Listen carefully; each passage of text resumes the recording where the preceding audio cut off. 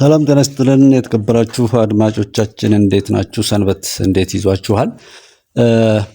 ትናንትናም እንደ ግለሰብ ያው ሰዎች እኔ ግለሰቦችን ነዋሪዎችን ነው ስልክ የማናግረውና በግለሰብ ደረጃ የሚሰማቸውን እኛም የራሳችንን እንድንሰማ ነው እንጂ ጠቅላላ ዲቴል ዝርዝሩን ምን ለማለት ብዙዎች እንደውም ስልክ ለማውራትም እንዳይነ ነገር ሲጠየቁም የሚፈሩበት ሁኔታ ነው ያለው። በእነዛ አይነት እንደገና ማላምናቸው ከሆነ ደግሞ አላቀርብም ዝም ብሎ ያገኘሁት ስልክ ሁሉ ማለት ነው። እማምንበትን ግንዛቤ ይሰጣል፣ ሐቁን አካባቢውን ያሳውቃል የሚለውን ነገር የራሳችንን ተሳትፎን በሚገልጥ መልኩ እንዲታይ እንጂ ውሳኔ ተደርጎ እንዲወሰድም አይደለም። እዚህ ጋር ስልኮችን ድምጾችን ማስቀምጠው እነሱ የነገሩኝን ዝም ብዬ እንዲሆነ ብዬ ከማውራትም የተሻለ ሶርስ ኢንፎርሜሽን ከዛው ከመረጃ ቤቱ ላይ ሰው እንዲያቀው በሚል ነው እነሱን ማሳተፈው። ሰው ከዛ አንፃር ነገሩን ለግንዛቤ ያህል በተቻለ አቅም እውነቱን ነው እኔ ለማውራት እዚህ የማቀርበው።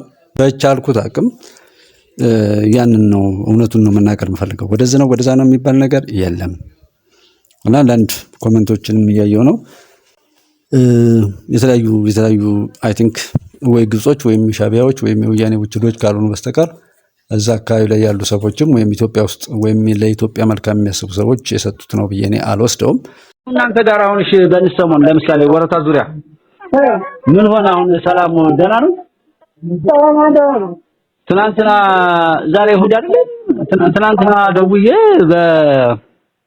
በደብረ ሐሙስ አካባቢና ጋይንት አካባቢ ችግር አለ ሰማሰንበቸው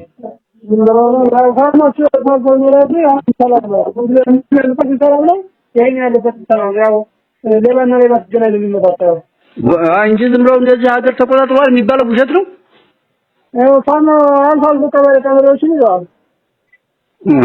ያማ ቀበሌ ለቀበሌ ይሄን መንገዱ እንጂ አሁን ከባህር ዳር ጎንደር ምናምን ሰላም ነው፣ ኖርማል ነው። ችግር የለም። ወደ እንትንስ ወደ ወልዲያ የሚሄድ አለ? አይ የለም። እና የት ላይ ነው ያሉት እነሱ ታዲያ? እነሱ ላይ የሚባል ቢኖርም አሁን እዚህ ጋር ያለው ነገር ተሳሳቱ ተሰባርቶ ተነጋግረው አቁመዋል። በቃ ሙሉ ለሙሉ ያ ሌባ ትንሽ ሌባ ትልቅ ሌባ ወጥቷል። እና እርስ በርስ ይመጣጣሉ። ቀበሌ ያዙ ቢባልም ተጓዥ ላይ ምንም ጉዳት አያደርሱም። የለም ተጓዥ ምናምን ካሁን በኋላ መቆም አለበት ብለው ጨርሰዋል። እናድታለን ያሉትን መጥተዋቸዋል እራሳቸው።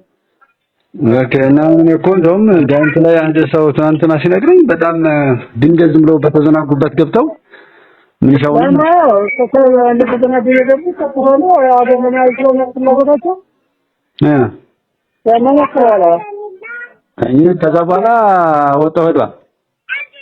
ይገርማሉ። መከላከያ ሲመጣ ወጥቶ ሄዷል። ይገርም ነው።